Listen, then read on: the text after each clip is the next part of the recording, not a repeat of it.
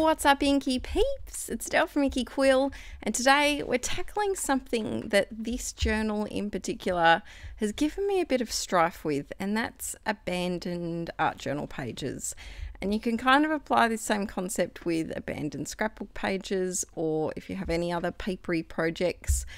I don't know about you guys, but I find it really hard to walk away from something that's half done and come back to it and feel inspired and excited to complete it.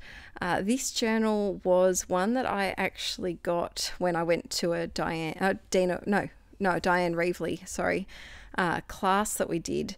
And in it, we made a whole lot of backgrounds, but she was very big on spending like an hour and a half making 2 backgrounds, but then not completing the page. And it drove me a little bit batty because it's not the way that I usually complete my pages. So I've got this journal, which is why I've left it for about a year now, and it's got a whole lot of these pages that have just got like bits of brayer, like paint brayed on them, or random stenciling, and it was hard for me to figure out what to do with them. So when I feel stuck on an art journal page, I like to look for outside sources for a focal image, because I feel like if I choose a focal image that is from a magazine or an illustration or an old vintage book, it kind of lessens the pressure in making the page, and I can focus on kind of blending out the background a little bit and making it a bit more exciting. So I've got this girl from a magazine, and I also did some pink stenciling because it was a very blue page and I felt like it just needed another pop of color that was not blue or orange. So I did my stenciling, and I'm trying something that I've never done before, and I love the way it turned out. So I decided, instead of outlining all of these little pink, I'm going to call them leaf shapes, instead of outlining them all in the same color, I decided to do a bit of an ombre-ish kind of technique and do pink at the top and then fade down to like an acre turquoise and then a blue at the bottom. And so to do this stencil was really good because it had little pieces that were scattered, so everything wasn't the same shape in the same symmetrical spot, and so it was a bit easier to do. And I made sure that you can see I've missed some spots, and I'm going up to do some of the turquoise, and there's some pink that's below, and I think that's the really important step to make it look like it flows together and it's meant to be like that, rather than creating strips, unless you want that as your look, which is all good. It's just not what I was going for. I was kind of going for a bit more of a blended look with the background. So this took forever. I did speed this part up quite a lot, but in all, this page only took, I think it was 17 minutes all up to do, and this is a double process video, so there's another page as well, but it was a really easy page to do. And I think the trick to having this page done so quickly, and I'm going to be honest with you, just have it completed, and so that it wasn't just a half-done background staring at me, annoying me, frustrating me every time I flick through this journal. The trick that I found was to use a large magazine focal image, a large chunk of stenciling, and just kind of keep the extra elements that I was adding quite basic. So all I really did was I stuck on the picture, did the stenciling, outlined those hearts and added a few extra doodly bits, and then I did some scribby font and called it done. And so I think that sometimes, I don't know about you, but I feel weighted down by half-finished projects, and it doesn't leave me feeling bouncy and excited to make more stuff, because whenever I flick through this journal to find an empty page for a new page, I see these half-finished backgrounds. There's probably about, there'd be at least 8, I think, in this journal, and whenever I see them, I feel a bit I feel a bit of guilt that I have abandoned them, and I know that's ridiculous because it's paint and paper and it doesn't have feelings, but it's just a bit of self-guilt that I kind of gave up on them. Not that I gave up, but I didn't return to them when I could have. So let me know in the comments how you deal with half-finished projects, and if you feel that having a break reinvigorates you to finish it or boosts your mojo because you get to a point where you just need to walk away and then have a little break for a while and you come back and you're excited and ready to get it done, or if you're similar to me and having that break kind of freaks you out a little bit and makes everything go a little bit astray. So this page is all finished and I freaking love how it looks. I'm hopefully going to make part of this left hand side with the hearts and the quote as part of your printable for this month. I just really love the colors in it and the way that it all came together. I think she looks rather like a little woodland fairy that's peeking out from the pink pixie trees. That was the look I was going for anyway. So this next page was this was the most frustrating in the entire book because it's only one side.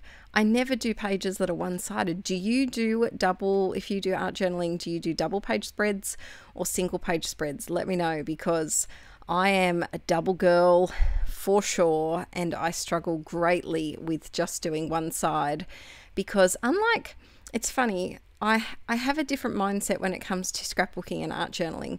For scrapbooking, I rarely do double page layouts because I can usually rely on my pages kind of going together because I use a lot of similar colors or elements like the gold glitter hearts and Heidi Shine and things like that. But when it comes to art journal pages, they have to match in my process. They have to go together. And so this one was really, really annoying me. And I'm glad that I have got it done now and I can say goodbye to it and move on to another page. I grabbed some Dilutions paints and I wanted to keep it in the pinks because I feel like pink and black is a really strong, not powerful, but a bit of an overbearing color combo. It's not as easy to introduce another color. I just feel with pink and black, with my use of color, I would struggle to add another color in there that wasn't turquoise, and I'd just done one that was pink and turquoise, so I wanted to try something different. So I pulled out, I think it was cherry pie, bubblegum pink and funky fuchsia, and then I grabbed this stencil, which is an older one I think from Flutter by Designs, and I was tossing up whether to do whether to do black or white stenciling in the background, and I decided with white. I have sped this up supersonic speed, this section, because it took a long time to stencil all of this. My hand was dying by the end of it and I was ready to throw my art journal out the window, but I kept persevering. And I think binge watching Real Housewives at the same time helped me get through this page. But I went over the stenciling twice because in some sections, just because the white was quite, it came out as quite transparent, which is okay, but I just wanted some parts to be a little bit darker so that there was a bit of variation in the background and it didn't all just look like I'd plonked it on there. And then I felt like I needed some more stenciling. This right-hand side was quite bare at the top, and so I grabbed this. This is a Tim Holtz one. I'm not sure what the name or number of it is, but it's a variegated, it's kind of like chicken wire but with circles and squares. It's a bit of a hard pattern to describe, but I really like it, and I really need to use it more often. I have my go-to stencils. I think we all do. We have our go-to things that we like, and sometimes it takes a bit more of a push to choose the ones that we don't always reach for. So then to make the stenciling on the right hand side flow through to the left, I'm just doing a few little whispers of it on the left hand side and up the top here. And then I was tossing up whether to do another stencil as well. I had this really tiny dot one that I've been loving using with modelling paste, but this journal is, I'm trying a different approach here, and I'm secretly really loving it. And that is to try and make a journal that's not too lumpy. And to do so, I am giving myself a no modelling paste rule with this journal. And so far, I did stuff up on one page and it has modelling paste on it, but the rest of the journal is modelling paste free, and I'm really loving it. Just kind of changes it a bit for me, because instead of relying on physical texture, I have to replicate the texture through stenciling or stamping or layering different paints and things over the top of each other. So it's been interesting. It's been something a little bit different. Adding some stamping, because the black, they kind of look like piano keys. It's a border stencil from Diane Reevely, and to make them a little less dark, I needed another pop of black, and so that's why I'm doing some stamping here. And I also outlined, as you see, that happiness word, just to give this page a little bit of a title of sorts, and to just give another pop of black as well. I really like the way that this girl was looking into the text, but she needed something else, and so I went for my go-to, and I think that this colour paint pen is definitely my favourite colour paint pen, even more so than the bluey turquoise one. It just seems to go with whatever colour scheme that I'm working on, which is great. However, I'm so comfortable with it that it's I reach for it all of the time, and I think that it's important to give ourselves a bit of grace sometimes, and you know, not everything has to be uncharted territory and a challenge and something that you're uncomfortable with. It's okay to marry the two together. So for me, it was a big enough of a hurdle to actually get this page done and not just start on a clean, squeaky white plain page, but to actually finish what I'd started, and that in itself was a challenge. So I've been trying lately to choose one main thing to challenge myself a little bit, or to kind of make me think a little bit more. And so for this page, it was definitely having that single page background half done already. So I gave myself some grace and some slack to reach for my favorite colors and just enjoy what I was doing a little bit.